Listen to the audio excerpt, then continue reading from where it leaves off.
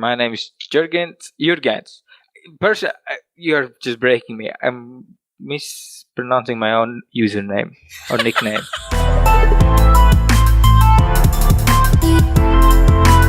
Right, guys, welcome back to Friday's news segment with me, Bam Havoc, and joining me is the developer from Security Breach, Jurgens. Say hi. Hi, everyone. Right, Jurgens, I've brought you along because it's nice to have a unique perspective onto the news segment. And you being a developer, you have a unique insight into what's really going on. Even though you're in the indie world, you're still a developer. You know somewhat, you have a better idea of what's going on, really. So first thing on the block is Apex Legends has over 2.5 million players downloaded on the first day. These are unique players with over 600,000 concurrent players.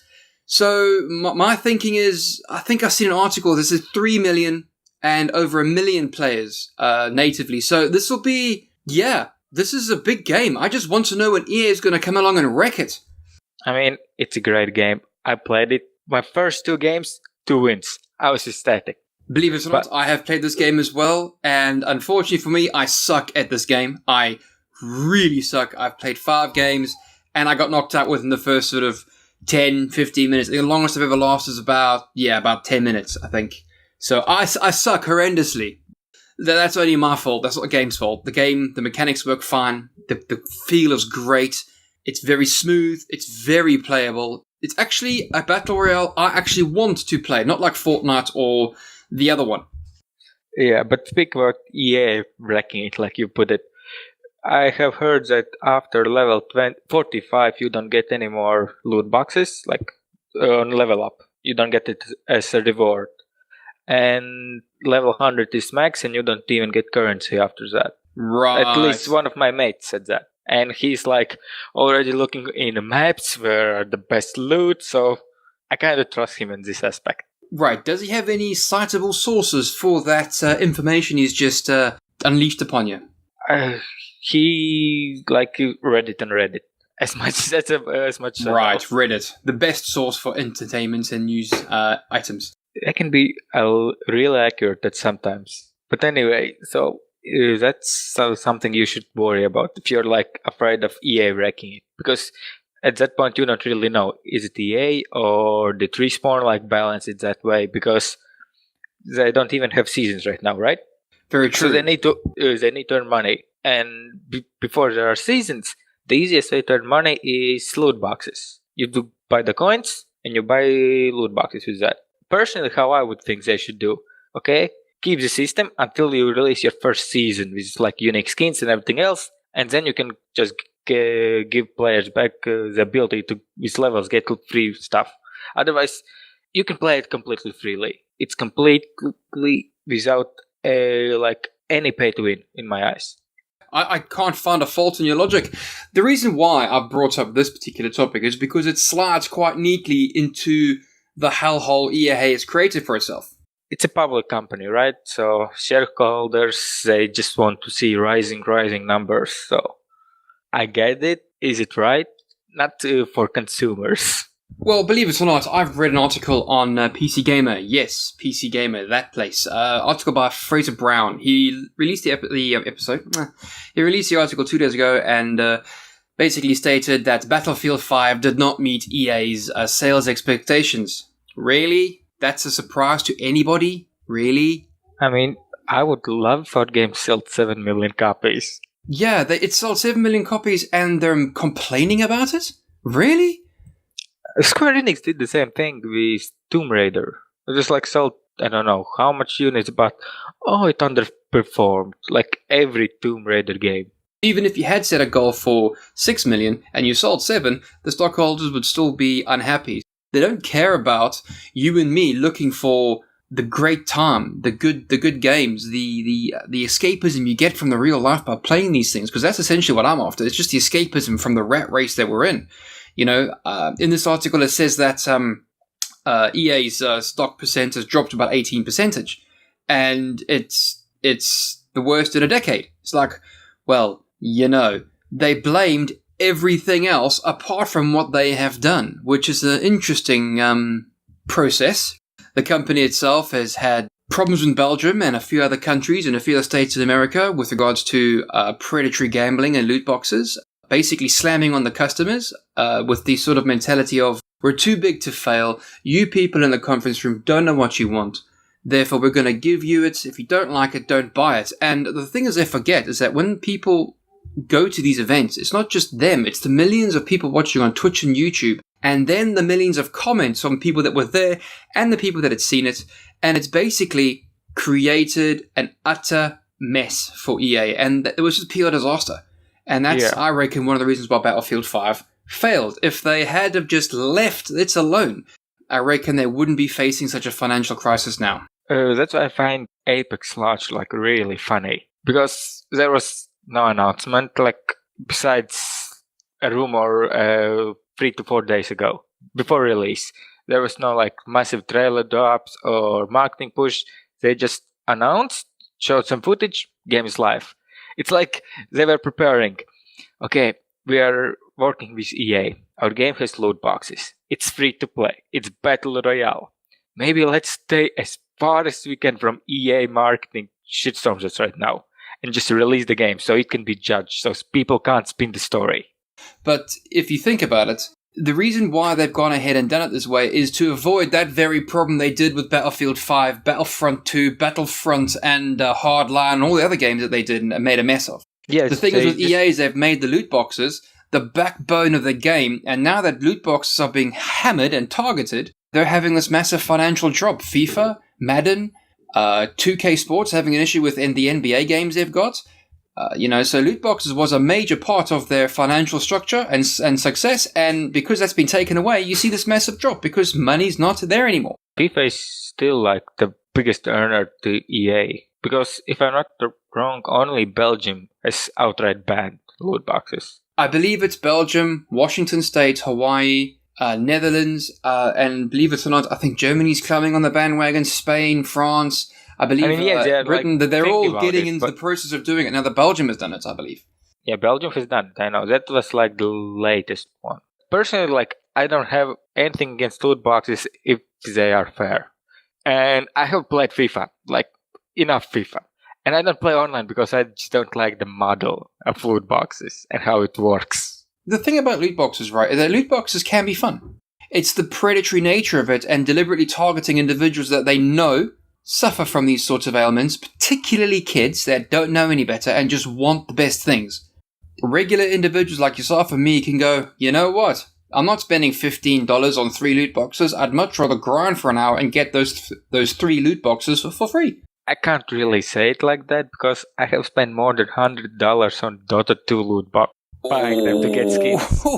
But you see, that's skins though, right? Yeah, there's the skins. It's not like anything pay to win. It just to look good. Yeah, and I think that was part of why it got hammered so badly, because the pay to win model works in Asia. It just works, and it works very well. And the developers in the Western world want that model over here because all they want it for is money. Yeah, and it was like extremely well implemented in FIFA. And they even tried to put it on Mass Effect. It failed. Dragon Age, it also failed. I don't know about Star Wars game also failed. But I don't know Battlefield. I haven't really played the new Battlefields. No, I went for Battlefield 1 and then realized it's the same as Battlefield 4, just with different skins and wait, no RPGs or helicopters. And I'm like, okay, so Battlefield 4 was the pinnacle of the first-person shooter for me. That was it, and I still haven't lost the game. And true. And there was no loot boxes, and the game is a lot more fun than Battlefield 1, Battlefield 5. It's a lot more fun. The next game is Anthem. This is why I kind of think Anthem will be great, because EA knows they're in a shitstorm. Like, they need to fix their public image, or they need to at least pretend they are fixing it and doing everything they can for the players. This is why I think Anthem will be good as well. You're right. Yeah, Anthem has the potential to not get screwed by some predatory loot boxes or some bullshit DLCs that costs extremely a lot, but content is limited, because they can't just do it. The people will notice it and will just rip a new one to EA. That is probably what's going to happen with Anthem. Or at least I hope so. Anyway, moving swiftly on. The last 2 weeks, when it comes to Fridays, I haven't really talked about tech. But I have two topics of tech that I found were quite interesting. One of which is 5G is coming to us in the very near future. And here's me thinking 4G was perfectly fine. But no. We need 5G. So we're going to get 5G. I just hope the infrastructure is good enough for 5G. So bring it on, boys. Give me some of that 5G. In Latvia, internet is awesome. I will tell you that. It's cheap, it's unlimited, and it's fast. If you live in Latvia, you can just get unlimited internet with like 20, 40, not like 20, 30 megabits download, like actual download for 20 euros in a month. It's great. Good God, I think G needs to move to Latvia. Good Lord. And there are some articles that Latvia are like working on implementing 5G in the beginning of 2019. If you're living in the city, you have like zero issues with internet. It's fast, it's reliable, it's cheap. And I hear a lot about like in America, everywhere else, there are limits. No limits. Just do whatever.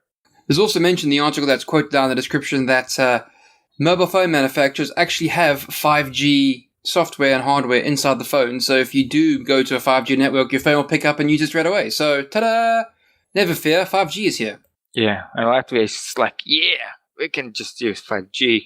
But on 4G or 5G, I don't know. I'm fine with 4G personally. I have no issues with it. It's still faster, it's better. Numbers are great. Especially for us nerds. Numbers are great. It's the upload speed that I'd much rather keep an eye on, really, rather than download speed. But there's also another article about low-cost smartphones killing the premium brands. Motorola, boys and girls, has a cheap smartphone lineup, and it's basically amazing. Now, I have got myself a Sony XA2, Xperia XA2, and it's a mid-range smartphone from Sony. I love Sony products. This phone, I did some research on it. Great, love its pieces. But when you look at what Motorola are doing, what Alcatel are doing, and what all the other smaller brands are doing, they're actually doing a lot. So you're paying $300 for the high-end G7, I think it's called, and you're getting the exact same experience you do from a Samsung Galaxy or the iPhone 10. It's all Android, it's all iOS, whichever one you use. You're still getting the same experience for a third of the cash. Now, this almost broke my brain because what they're offering is some good freaking hardware and software. Gorilla Glass, 64 gigabytes memory, 4 gigs RAM. I'm like, hang on, what? Why? These phone manufacturers are doing very, very good compared to the rest of them. I don't understand when people want to go ahead and buy the Galaxy 10s and the iPhone 10s when they can spend a quarter of the price and get the same experience. I mean, mainly because people are lazy and they don't do research. They just buy what they know. So even I have Huawei P20. I will let Chinese spy on me. But besides that, I like the phone. It's great, and I'm like in IT world. I'm more game marketing, but I still work with game developers and etc. I didn't like do extensive research. I just wanted a nice screen and a decent battery. Everything else was secondary. And that's why I assume a lot of other consumers. I want Samsung because I know what Samsung is. That's the thing why Motorola has to price it so, like you said, cheaply, because they need to get people attention in some way. They won't spend as much money in marketing or press. So that's the way they can be like loudly announce, here we're cheaper and we're just as good. You're not wrong there. They've got 3 phones coming out. There's obviously the low end, the mid-range, and then the high end. And the difference between the mid-range and the high end is like $50, right?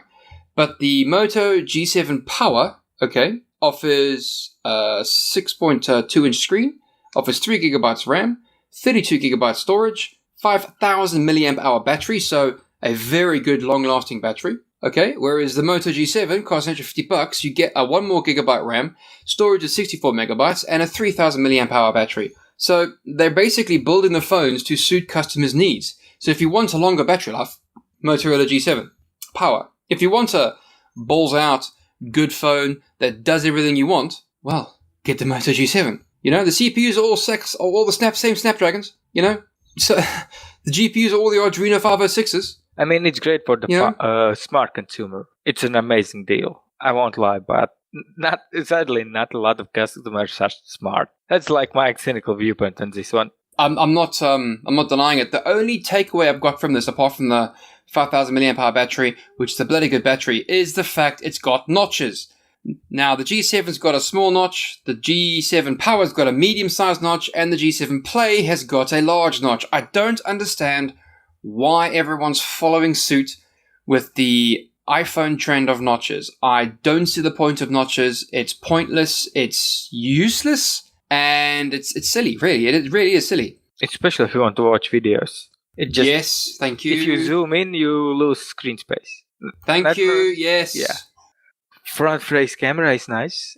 I mean, holy moly, if my contract was to expire, I would seriously get this Motorola G7. I mean, the smaller notch, I'd go for the smaller notch, definitely, but looking at what you get, I'm all for it. I'm all for it. Yeah, it's also a great starting phone. Even the cheapest one. Nice, cheap, low-cost, mid-range phone. Done. And it'll do the same job as the more expensive brands. So I'm happy with that. Yeah, that's about it. I mean, it also looks nice if you're just like looking at phones. I think it looks decent. I like the back camera. It's like big and round. I like round things. Curved bevel edges with a Gorilla Glass is a very pretty sight to behold. Yep. Right, Jurgens, that is it for this week's news. Thank you very, very much for joining me. Guys, my name is Bam Havoc. Jurgens. Oh, real name, Jurgis. Troll! So yeah, I was glad to be here. And also, buy security breach. That's fair enough. Can't argue that. I mean, I couldn't pass the opportunity.